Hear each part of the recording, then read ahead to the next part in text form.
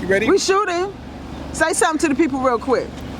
Hey people, we winding it down. As you can see, the evening is getting old as we moving into another day, but we still out here.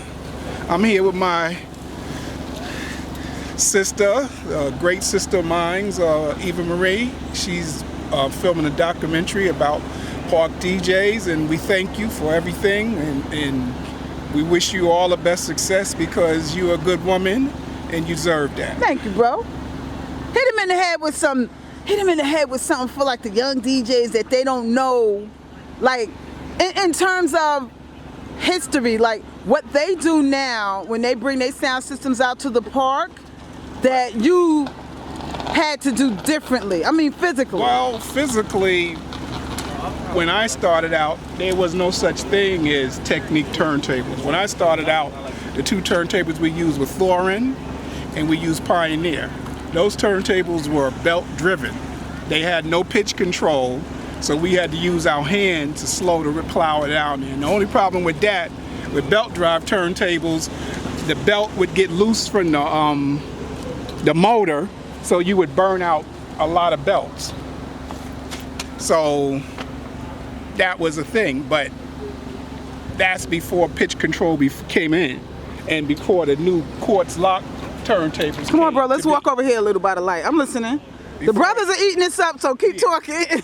So shout out DJ Amazing DeWitt, he gonna love this. Matter of fact, the first turntables and the first mixers didn't even have crossfade. They had slide controls or knobs, which we had to use the up and down. So basically, you had to learn to become part of your system, where now it's so mechanical, where the system does everything for you. We had to create flanging, doubling, that thing where you hear the record go, that was made by you taking two turntables and the records, and when they used to overlap each other, it would make the bass drop out, which would make it sound like an airplane, like.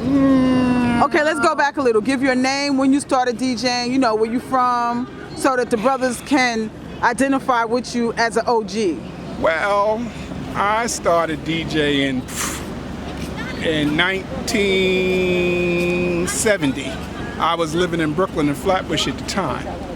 I was hanging out with DJs like the legendary Grand Masta Flowers, Maboya, Soul Brothers, shout out to them. I mean, these guys had a sound system that actually would make the concrete vibrate. You know, where back when I came out to Queens in around 73, guys didn't have sound system. Guys were DJing out in the parks on their home system, their mamas, speakers, the receivers, and all that other stuff.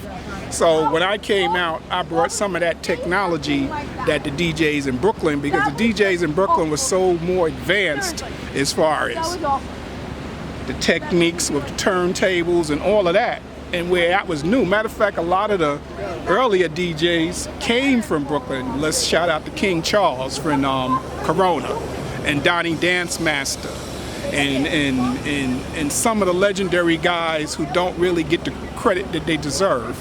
Like shout out to legendary who was in my record pool, which I was in the first record pool that ever was established, which was IDRC, that was International Disco Records.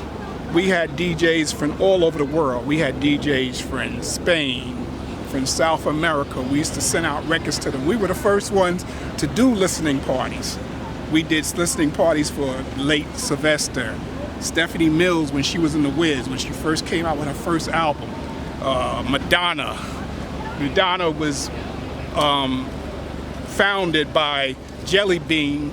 She was just a dancer in a club called the Fun House, which was down on 11th Avenue. Oh man, I've been to the Fun House when I was a teenager. Yes, the Garage, Zanzibars, Better Days. Ah, roll call them out, bro. Pippins, Justine's. You know, a lot of these guys today, it's like they're being so overridden by hip hop, it's like they never existed. So I'm here to tell a story. I'm here to tell my story, to let you know that prior to hip hop, there was DJing.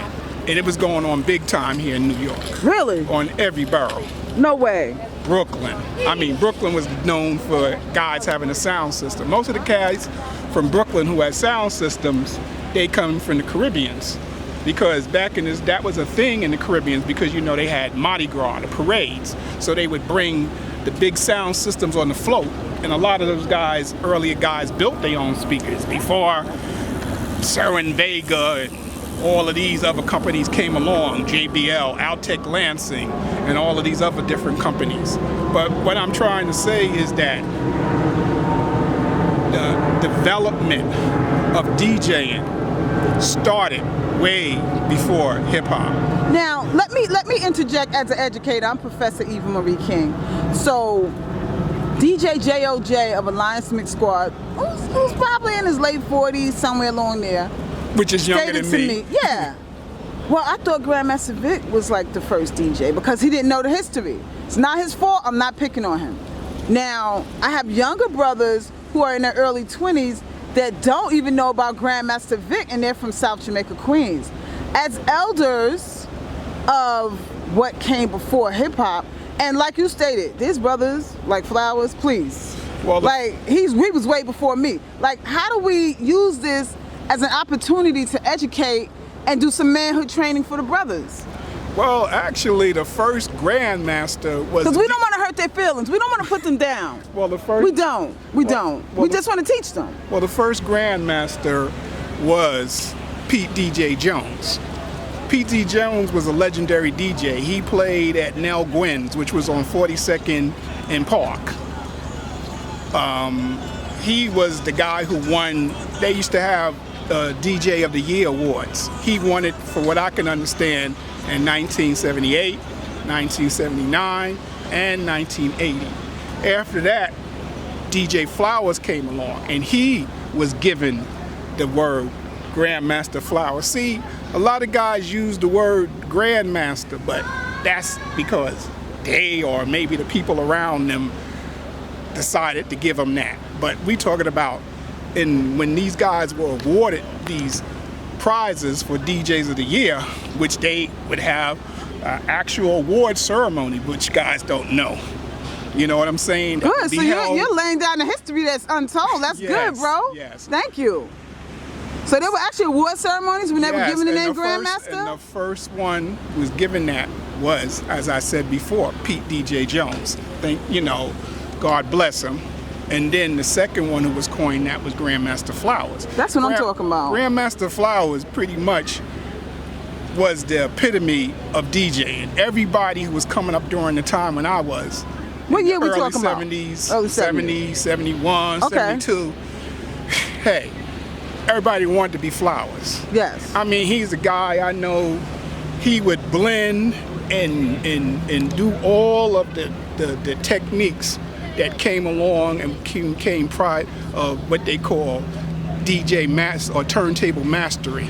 So wait, Grand Masta Vic said he invented blends. Now I had a problem with that until I understood what he meant. He doesn't mean he invented blending records. It's a specific technique of blends that he did as a young teenager with making blend tapes. Well, so once I understood what he was saying, I knew he didn't mean he invented blending. No, that's not what he's saying. First of all, I was blending. And I'm not going to take anything from his specific, technique. I'm not. Well, first of all, I'm not going to do that to the young brothers. He older than me, but I'm saying. I was blending music in 71. And I wasn't the first to do it. People was already blending music. But blend tapes, I think that's what he meant. Well, like blend tapes, he sold out of his mother's window at 40 Projects. He could have been doing it in 40, but that doesn't mean it wasn't being done anywhere else. Right, but we don't know that. And if you're the first, I don't mean to advocate for him, but I'm just saying. Look, I was one of the first DJs in Southeast Queens to actually play with 3 turntables. Okay, so I would blend with 2 turntables, and I would use the 3rd turntable to do effects. Like they had songs with me using acapella, so I would use the 3rd to do acapella while I'm blending on the other 2 turntables. So I mean, I was pretty much You was a lot before your time. doing tapes. We were doing plates. There was a place called Sunshine Laboratories, which was Cypher on Sounds talked about that. which DJ was on- Understand which and was on God. Shout out 7th Cypher Avenue, Sounds. and everybody went there to do their blend. So I don't know how somebody could say that they were the first to do that. No. He didn't say he Or invented the whatever. technique of blending. I'm talking Blend about tapes. I'm talking about blending music on tapes. No, know I guess he was selling them. I said guys were doing that already. You know what? I believe this, and this is what I want to say, and I like Grand Masta Vic. When you are DJing, you're in a particular neighborhood or city, and you haven't seen anyone do what you're doing, and you think you're the first one to do it, and you're like, yeah, well, shit, I invented this shit. I'm gonna keep saying this shit until somebody tell me it wasn't me. I can't even say for You sure. know, I'm just saying. I can't even say for sure actually how did hip hop take off, because to tell you the truth, Oh, there's a whole lot of people that have a whole lot to say about that. Because the first, actually, I'm not going to say the first person to do hip hop, but the first recorded hip hop record was done by a R&B band which was located out in Queens. Had Fatback. nothing to do with the Fatback Bronx. band Had building. King Tim III, which had nothing to do with the Bronx Okay. or Uptown.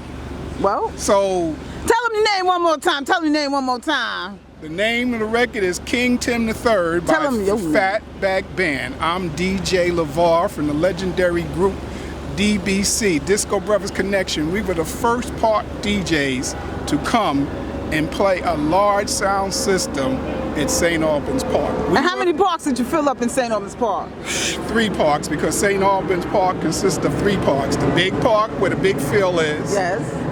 the basketball tennis portion, and the baseball field. I'm co-signing y'all because I was there. I remember. Look, we used to have 5,000 to 7,500 because I had somebody to actually do an estimate how many people would fit in the space from where we parked near the flagpole in the beginning of the park to where the kiddie park is at the back of the park. We used to have people literally, because St. Albans is a sunken park, so you have to walk down into it.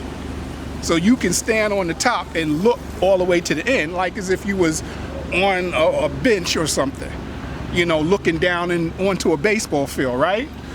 We can see heads literally to the end of the base of that large field, which Springfield Rifles used to practice there. So that has to be at least 100 yards.